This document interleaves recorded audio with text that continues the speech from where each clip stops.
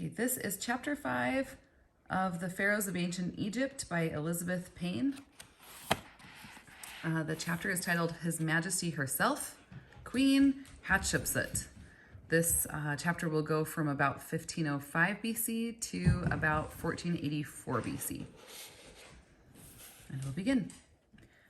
On the western banks of the Nile, opposite the site of ancient Thebes, stand the ruins of the most beautiful temple in all Egypt. Known today as Deir el-Bahari, the temple was once called Zesru, the Holy of Holies. It was the mortuary chapel of Thutmose I's daughter, Her Royal and Mysterious Highness, Queen Hatshepsut. She was, according to Egyptologist James Henry Breasted, quote, the first great woman in history of whom we are informed, end quote. Deir el-Bahari is cut directly into the face of the yellow limestone cliffs that border the valley on the west. 3 broad terraces, rising one above the other, lead from the desert up to its columned entrance. In Hatshepsut's day, these terraces were planted with fragrant incense trees, and the wide processional way that led across each level was bordered with sandstone and pink granite sphinxes. Each sphinx had the body of a lion and the head and face of Hatshepsut, with a false granite beard attached to her delicate, pointed chin. Archaeologists found that these bearded sphinxes in an ancient quarry near the temple. They had been dumped there thousands of years before after being savagely smashed to bits. Not long after this, archaeologists made another puzzling find at Deir el-Bahari. In front of the temple's lowest terrace, they discovered the hidden entrance to a secret passageway. It led deep underground to a small burial chamber directly beneath the innermost sanctuary of Hatshepsut's chapel. Here, too, everything had been ruthlessly destroyed. From mutilated inscriptions on the walls, archaeologists learned that the tomb had belonged to a man named Senmut, chief architect to the queen. From the evidence of Hatshepsut's shattered sphinxes and the wreckage in Senmut's tomb, it was clear that a scene of violence and hatred had once taken place in serene and lovely Deir el-Bahari. Just why that violence had taken place became clear as archaeologists pieced together Hatshepsut's story. It was one of the most dramatic in ancient Egyptian history, for it was the story of a beautiful woman who stole the throne of Egypt from a child and ruled in uneasy peace for 21 years, until that child grew to manhood and presumably destroyed her. Hatshepsut's story has been called the feud of the Thutmosids by archaeologists, for it began with a tangle of family relationships that may have had much to do with what happened later. To begin with, Thutmose I had 4 children by his great royal wife. All died in childhood, except the little princess Hatshepsut. Thutmose also had a son by one of his secondary wives. By custom, the pharaohs of ancient Egypt kept harems and married secondary wives in addition to their official queens. It was also the custom in ancient Egypt for the royal brothers and sisters to marry each other. Nobody thinks this is creepy back then, I guess. This kept the throne in the family, so to speak, and preserved the purity of the dynastic line. Hatshepsut, however, had no royal brother, and so the next best thing was arranged for her. When Thutmose I felt his end drawing near, he married Hatshepsut to her half-brother, his son by a secondary wife. So when Thutmose died, this man became Pharaoh Thutmose II, and Hatshepsut was the queen of Egypt. She was now in her late teens, a slim and lovely girl with almond-shaped eyes and a small, firm mouth. Hatshepsut and her handsome but sickly husband had 2 little daughters. In addition, Thutmose II had a son by a woman in his harem. When this boy was about 9 years old, the court physicians told Thutmose II that he had not long to live. Since the royal family was again without a crown prince, Thutmose married his tiny elder daughter to his son by the harem woman. On Thutmose's death, this sturdy boy became Thutmose III, and his tiny bride, the great royal wife. Hatshepsut, now in her early 20s, was relegated to the role of Dowager Queen Mother, although she had been named one of a group of regents to govern Egypt until Thutmose III was old enough to rule alone. Theoretically, Hatshepsut should now have stepped into the background, and indeed, for the next few years, that is just what she seemed to do. She walked submissively behind the boy pharaoh on all state occasions. Oh, before I move on, this is Deir el-Bahari, Queen Hatshepsut's mortuary chapel beneath the western cliffs opposite Thebes. It's very big. Online, you can take a virtual tour. It's really, really big, pretty impressive.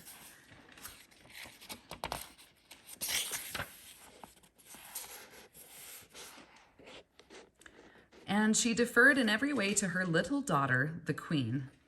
But during all this time, she was apparently gathering the reins of government more and more firmly into her own slim fingers. For soon, according to one of her father's old courtiers, Hatshepsut carried on the affairs of the two lands according to her own ideas. Egypt was made to work in submission to her, the lady of command, whose plans are excellent, who satisfies the two regions when she speaks. But to govern Egypt in the name of young Thutmose III did not satisfy Hatshepsut. She wanted something more. And so, one day, the records do not say when or how, Hatshepsut must have donned the most sacred of Pharaoh's official costumes, a ceremonial dress that went back to the pre-dynastic kings of Egypt, wearing then only a short kilt with a lion's tail hanging to the ground in the back, carrying the royal scepter in one hand and the sacred flail or crook in the other, and with a square-cut false beard attached to her chin, Hatshepsut mounted the throne and proclaimed herself Pharaoh of Egypt. So far as can be told, no one opposed her, openly. And thus, in a bloodless coup d'etat, seizure of power, Hatshepsut became the first woman to rule over the Nile Valley, or, quote, His Majesty herself, end quote, as the confused chroniclers were often to call her. Personal ambition may have driven Hatshepsut to seize the throne, but she was a woman of fierce family pride too. Her father had been the mighty Thutmose I. Her grandfather, Ahmose, the liberator, had driven the Hyksos from Egypt and founded the 18th dynasty. The purest of royal blood flowed through Hatshepsut's veins, whereas the boy pharaoh, Thutmose III, was very nearly a commoner, son of a harem nobody and Hatshepsut's husband. Okay, here is a picture of, well, not a picture, but a relief of Ammon, king of the gods at the right, bestowing the blessing on Queen Hatshepsut. The relief sculpture appears on an obelisk of Queen Hatshepsut.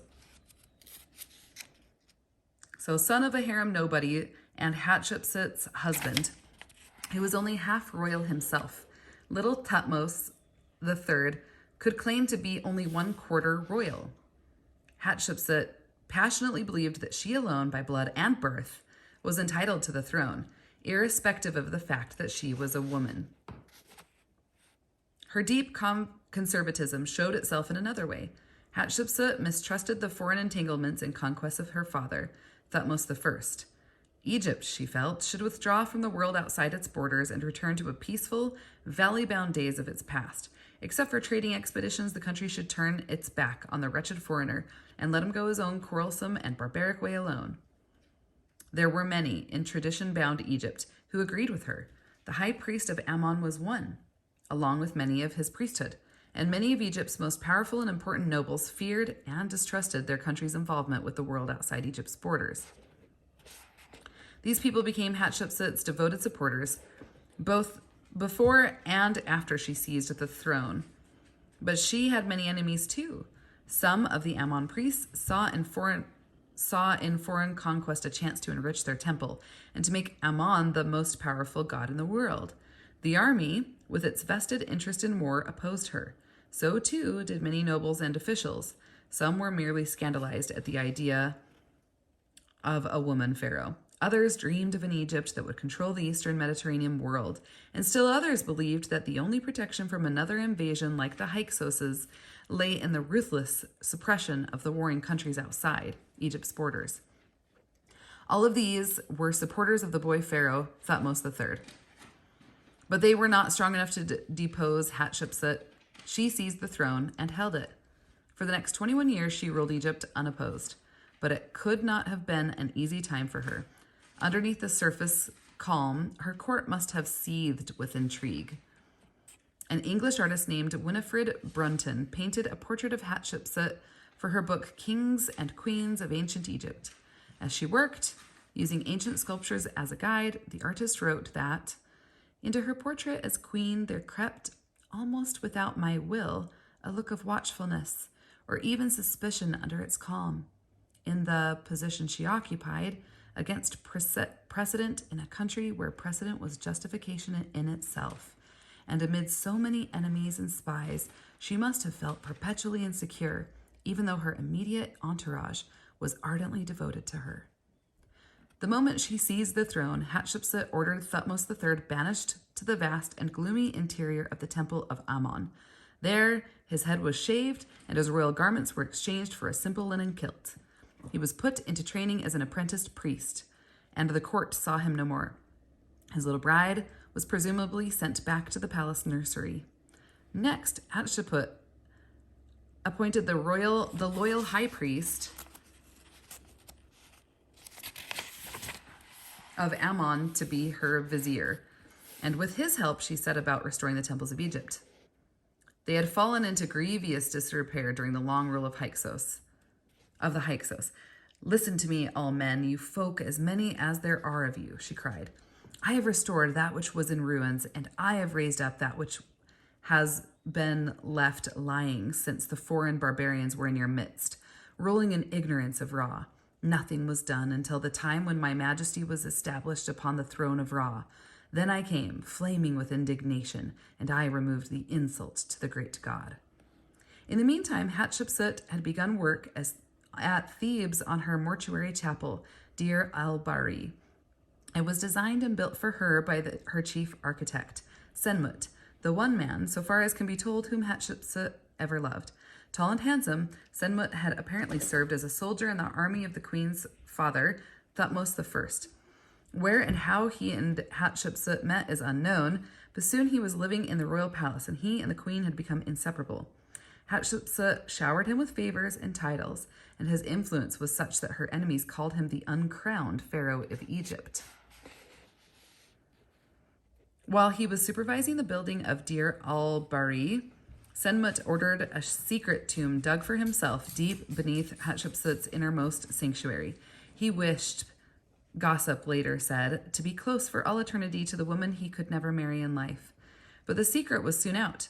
One day, the exact location of Senmut's hidden tomb must have been whispered into the ear of a young apprentice priest who had once been known as Pharaoh Thutmose III.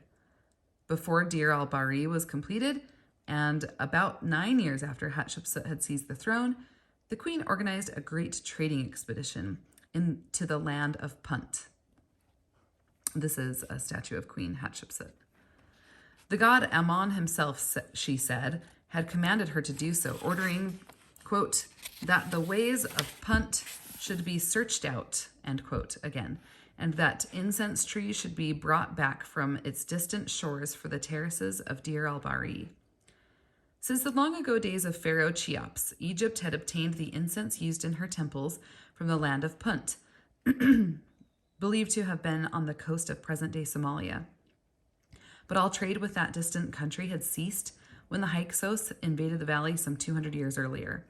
Hatshepsut wanted to reestablish relations with Punt as part of her policy of prosperity through trade instead of through conquest.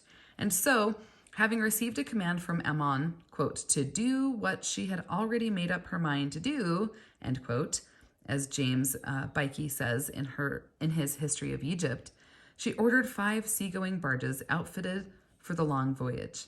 The queen and all of Thebes gathered at the dockside to watch the big ships move off down the Nile. The expedition's adventures were later pictured in relief on the walls of Deir el-Bahari for all to see. When the Egyptians at last sighted the shores of Punt, the inhabitants hurried to the waterfront to stare in amazement. Quote, "Why have ye come hither unto this land which the people know not?" End quote. They asked with great astonishment. Quote, "Did ye come down upon the waters of heaven, or did ye sail upon the waters?" End quote. The Egyptian captain explained that he had come upon the waters, and then he bowed low as the chief of the Puntites came solemnly forward, accompanied by his enormously fat wife, who rode astride a sadly overburdened little donkey. Tables were set up beneath the trees, and the Egyptians unloaded their trading goods: linen, jewelry, weapons, and pottery. A brisk bartering began, and soon the Egyptian ships were bulging with marvels of the country of Punt. Heaps of myrrh gum, living myrrh trees, ebony and pure ivory, green gold, cinnamon wood, incense, eye paint, apes, monkeys, dogs, and skins of the southern panther, as well as natives and their children. Thus heavily laden, the 5 Egyptian ships set sail for home with joy of heart, for never was brought the like of this for any king who has been since the beginning. Hatshepsut had a great crowd of Thebans, and a great crowd of Thebans were at the dock to greet the returning ships. The queen watched the unloading all day long, exclaiming in delight as each marvel was brought ashore. She ordered the living myrrh trees to be taken directly to Deir el-Bahari and planted on the terraces there. Then she offered the expedition's entire cargo to Ammon. That night, the queen gave a great banquet at the royal palace. Flaming oil, burning in high braziers, lighted the vast columned reception hall. Dancing girls and musicians moved among the many little tables, and waiters hurried to and fro with napkins folded neatly over their arms. The lords of the court and their ladies, with lotus blossoms in their hair, feasted on soup and grilled fish, gazelle steaks and roast duck, cucumber and watercress salad, with fruit and little cakes for dessert. Flushed and happy, Hatshepsut sat upon a dais with Senmut on her right and the captain of the expedition on her left. When the feasting was done, the queen delivered a speech. She had done as Ammon had commanded, she said. The ways of Punt had been searched out, and the incense trees Ammon had desired now stood planted upon the terraces of Deir el-Bahari, the temple she had dedicated to her divine father. Quote, "I have made for him a punt in Thebes, just as he commanded me," end quote. She concluded proudly, quote, "It is big enough for him to walk about in," end quote. It may have been at this time or much earlier in her reign, no one knows, that an extraordinary scene took place in Ammon's great temple of Karnak. There, during all these years, so far as is known, Thutmose III had been living in obscurity as a minor priest. His name was never mentioned in Hatshepsut's presence. She obviously preferred to think of him dead. But Thutmose had many secret partisans among the nobility, the army, and the very priests of Ammon with whom he lived. It was these priests who one day openly dared to show that they believed Thutmose to be the rightful pharaoh of Egypt. It happened during a solemn ceremony in the temple. The image of Ammon usually rested in the darkened Holy of Holies at Karnak. But on ceremonial days, the statue of the god was placed in a carrying chair shaped like a golden boat, with a cabin in the center.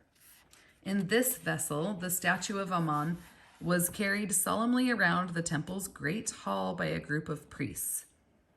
One day, the entire court was assembled at Karnak for just such a ceremony. Thutmose III was standing in the background, unnoticed by the crowd. In a sudden hush, the white-garbed priests appeared, bearing Ammon's golden bark on their shoulders. And then, as Thutmose later described it, the god made the circuit of the hall on both sides of it, searching for my majesty in every place, though the hearts of those who were in front did not comprehend his actions. On recognizing me, he halted. I threw myself on the pavement. I prostrated myself in his presence. Then, in full sight of everyone, the priests were seen to bend forward, and the golden boat of Ammon, with the god seated in the cabin, bowed low before Thutmose. In no clearer way could the great god indicate that he felt Thutmose to be the rightful pharaoh of Egypt. Hatshepsut's power at this time was unassailable, and the high priest of Ammon was still her vizier. But the audacity of the dissident priests must have frightened and infuriated her nonetheless. For not long afterward, she did a vengeful thing. To commemorate Ammon's choice of herself as heir to the throne, she ordered 2 giant obelisks to be quarried at Aswan. When these needle-like monuments, each about 100 feet high, arrived in Thebes, Hatshepsut had them sheathed in electrum, a combination of gold and silver. And then she ordered them erected in the very hall where Ammon's bark had bowed low before Thutmose. To raise them into place, the roof of the chamber had to be torn off, making the great hall unfit for further ceremonial use. When the obelisks were installed, Hatshepsut said, "O ye people who shall see my monument in after years, beware lest ye say, 'Quote, I know not why this was done. A monument fashioned entirely from gold, as if it were an everyday occurrence,' end quote. I swear as Ra loves me, as my father Ammon favors me, that these 2 great obelisks, which my majesty hath wrought with electrum for my father Ammon, that my name may abide in this temple eternally, are of 1 block of enduring granite without seam or joining. The ignorant, like the wise, knoweth it. Let not him who shall hear this say that what I have said is a lie, but rather let him say, quote, 'How like her it is. She was truthful in the sight of her father,' end quote." Ammon knew of her truthfulness. Hatshepsut concluded, quote, "He caused that I should reign over the black land and the red land as a reward therefore. I have no enemy in any land," end quote. Hatshepsut ruled Egypt for 21 years, and she ruled it well. Her reign, in spite of its undercurrents of enmity and intrigue, was a tranquil interlude between the old, valley-bound Egypt, which traded peaceably with her neighbors, and the new Egypt that was coming, an Egypt of war, conquest, empire, and wealth beyond imagining. This is the obelisk of Queen Hatshepsut in Ammon's temple of Karnak at Thebes. Hatshepsut's end came abruptly and mysteriously. She may have died a normal death. Some archaeologists think so. Others believe that Thutmose at last broke free of Karnak and seized the throne and brutally murdered the woman who had kept him a virtual prisoner for so long. Thutmose was now 30 years old. Whether or not he murdered Hatshepsut, he tried to destroy all memory of her in Egypt. He caused her name to be obliterated everywhere it appeared at Deir el-Bahari. He ordered her pink granite sphinxes smashed to bits, and Senmut's tomb beneath the queen's innermost sanctuary was raided and destroyed. Then, his fury spent, Thutmose turned his attention to a more important matter. Egypt faced invasion once again, commanded by the prince of a town called Kadesh. 330 Syrian princes and their forces were making ready to challenge the might of the unknown man who now sat on the golden throne of the pharaohs. Okay, and that's the end of chapter 5.